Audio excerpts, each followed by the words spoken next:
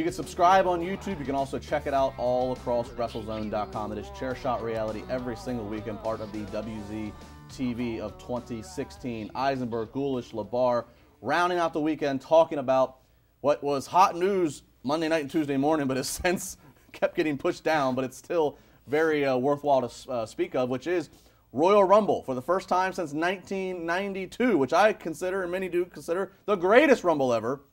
For the first time since 92, the WWE Championship will be decided by the winner of the Royal Rumble. Roman Reigns going to have the odds stacked against them, which on one hand, guys, I'm okay with. I like the odds being stacked against him. It's continuing to show Roman Reigns picking up babyface support.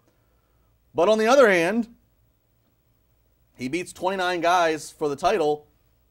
After that, nobody should seem of a challenge to him. Sure. You know, in theory. And Brock Lesnar is going to be in that Rumble, so unless somebody that eliminates him or eliminates him after being eliminated sets up a match at WrestleMania, you're going to have Roman Reigns. How fitting would that be for Kevin Owens, by the way, the hothead? Yeah. Kevin Owens just down. flip out. He gets eliminated by Lesnar and just...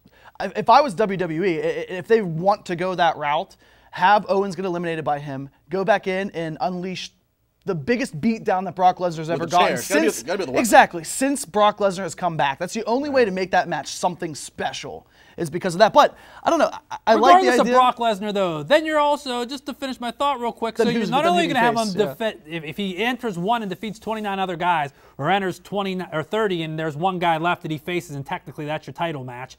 What you're going to have is a guy who's won back-to-back Royal Rumbles and nobody wanted to win last year's Royal Rumble. Even when his cousin came out, they still got booed. That's whenever you give the title to Triple H. Which is the dumbest thing since dumb. That's not dumb. It's not terrible. dumb because it makes sense. Sometimes the most surprising or the most supportive thing for fans isn't the most logical, but this is the most logical thing that they can do. Why do the young guys in the WWE never get a chance? We talked about part-timers earlier this week, and you're bringing Triple H in to be your world champ. But Triple H is a linchpin with the point to boom a young guy.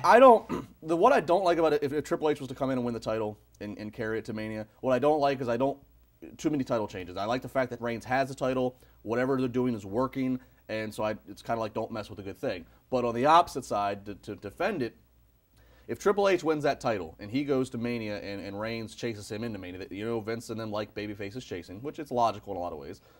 If Triple H has that title, he has that beautiful power of he gets the heat from both character and real life. You have the heat of the character of the cerebral assassin as the champion, and he knows how to manipulate a crowd. He also gets the internet hate of, oh, here's this freaking guy burying everybody. He has to have the title. So and I think that gets him off a little bit now. That gets his jollies off. He loves that. But it helps the guy couldn't put Sting over, so wouldn't put anything past him. Sting's 50 years old. How does he need to get over? And it helps Roman Reigns in the whole process. So I don't know. I'm a little...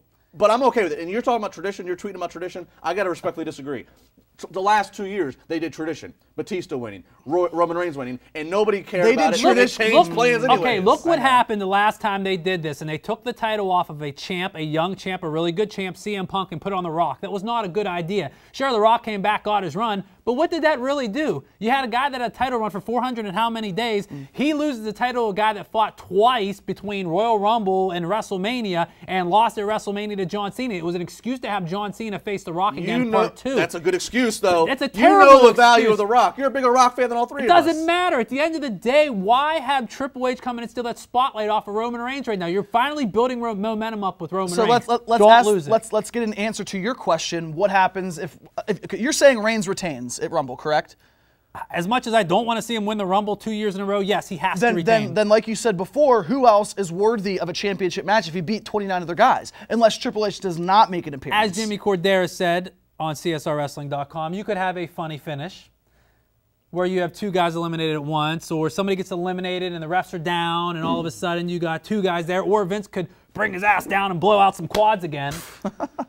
Point is, inevitably, you have to wrap up the business of Triple H and Roman Reigns. So whether it's Fastlane or whether it's WrestleMania, Triple H is fighting Roman Reigns. I'll be honest with you now. I think Fastlane, we're even looking too far into it, but Fastlane can't have Triple H versus Roman Reigns. You already have Jericho and Lesnar advertised. He's going to get a return. If he loses, whoever he loses to, he gets a return clause. Now, whether that's at WrestleMania or Fastlane, I don't know. The only reason I would not want Triple H to have the title is what we kind of talked about a little bit on social media is, he doesn't need it, and I actually like the tradition of the Royal Rumble match with a contender. What's going to happen? A number one contenders match at Fastlane? How unappealing does that sound to people? The best way to end this, and this goes back to your point, can The Rock, is he allowed to wrestle? If you want to have it, it was set up last year, Rock, Triple H, you have Triple H come out 31, let's say, Vince doesn't end the match, and all of a sudden there's a beatdown, the authority on Roman Reigns, it looks like Reigns is going to lose, The Rock comes out, eliminates Triple H, Roman Reigns wins, Rock, Triple H at WrestleMania, and whatever you want to do with Roman Reigns, since there's not going to be a number one contender because the Royal Rumble match is for the title. That's a lot right there.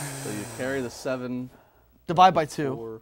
But my point is, that's why I get, that's my whole argument for tradition, because if Roman Reigns wins, who's the number one contender? The point of the Rumble is, and he's not Ric Flair, so this ain't going to be 92.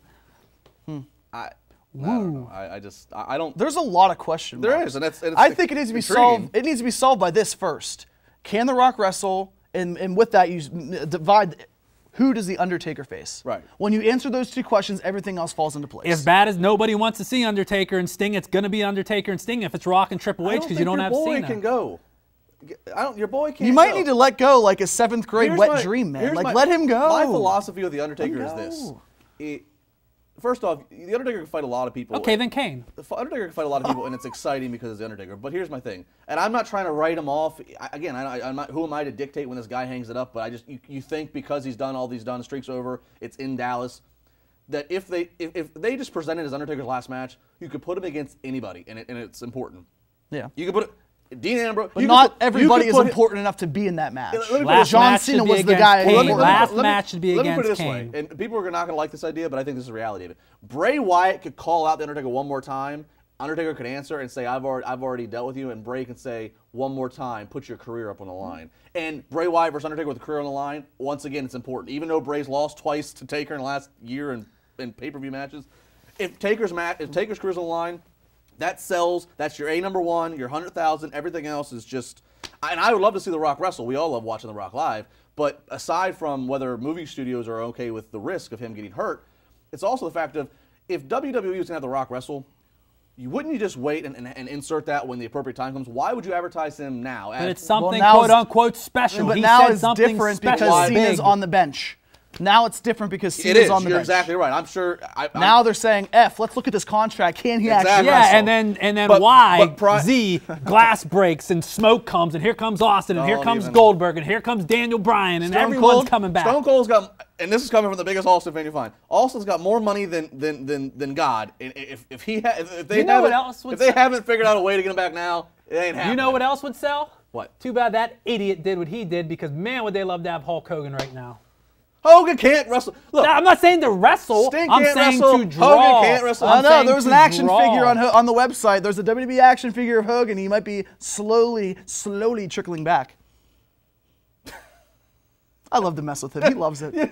Welcome back. Sting's not wrestling. Hogan's not wrestling. Daniel Bryan might not be wrestling. It's all just deal with. Cesaro's not wrestling. Cena's not wrestling. Orton's not wrestling. CM Punk's not wrestling either. All right? Got a better chance of LeBar and RJ City making an appearance. And we still got Ronda Rousey out there. Did you see that body paint swimsuit? I did. That's where I'm going to go right now.